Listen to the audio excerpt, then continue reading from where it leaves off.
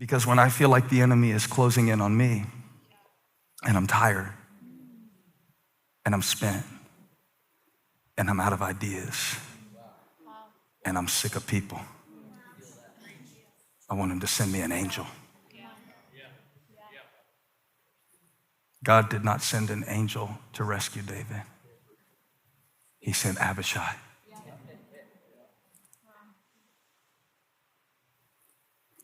God did not send an angel.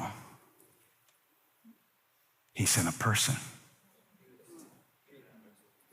What David does when Abishai comes determines whether he lives or dies. Are you pushing your Abishai away? Because it's like, oh, I'm waiting on God. You know the old story. It's the man was dying and the Lord sent him a helicopter. And how's the story go, Danny? You heard it before? He's like, God, if you'll save me, he's dying. He's about to drown. And a helicopter flies by. He says, no, I'm waiting on God. The boat comes by. I'm waiting on God. Jet ski comes by. He says, I'm waiting on God. And he dies. And he gets to heaven. And they said, Lord, I waited on you. He said, I sent you a helicopter and a boat and a jet ski. I sent you, Abishai. But you know what you keep doing? You keep reverting back to when you had no help.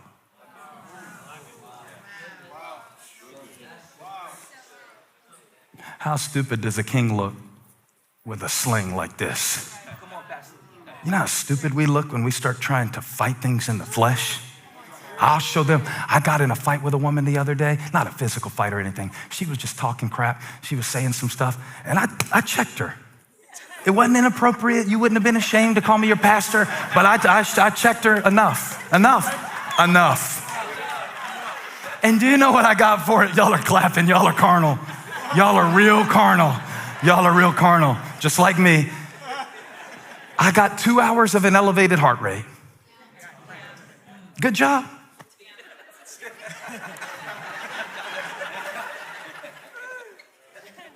Didn't get a check, didn't get a royalty, didn't even get a belt. You know, like nothing, no medal, no nothing. But that's what I'm used to doing, right?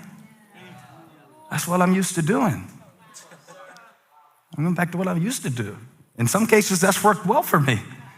You know, in some cases, that's what I had to do, but you don't always have to. In some cases, you had to make it alone, but maybe you don't have to right now. Maybe God's got somebody carrying the Father's gift. Abishai. Abishai. Pray for the next 7 days. God, make me aware of the Abishai, the help that you've sent in my life. Pray it and see what happens. Get some cards, get 2 or 3 cards, and handwrite some notes to people who have been an Abishai for you in a season. Because at the moment that David would have died, in steps Abishai. And Abishai is like, no. We can't let the light go out. David is symbolic of the lamp. He's the one who keeps the covenant for Israel. He's the one that God gave. They were protective of their light. Are you protective of your light? He said, you can't, put verse 17 up. You can't go out to battle like this anymore. You can't keep doing this like this anymore. You have got to upgrade how you do this or the light is going to go out. And what I'm seeing in this season of being a pastor, if I can be honest with you, I'm seeing a lot of people's lights go out. I'm seeing the light in their eyes go out. I'm seeing the light in their mind go out. They're not thinking clearly. They're just tripping over stuff in the dark, just getting real reckless right now, getting real crazy, going back to stuff they left alone for 6 years, going back to stuff they hadn't thought about in a long time, because that's what you do in survival. But you're in a different season now. You've got Abishai now. God has put something between you and your enemy. I'm talking about Jesus. I'm talking about the grace of God.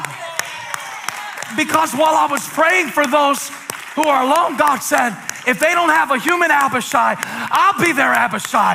I will stand between them and the pestilence and the sword and the depression. I will stand between you and the darkness. Stop pushing Abishai away. I'm waiting on God. No, God has given you some help in the form of humans. And if you keep pushing people away like you're pushing people away, you will die at the hands of a giant that is under your feet.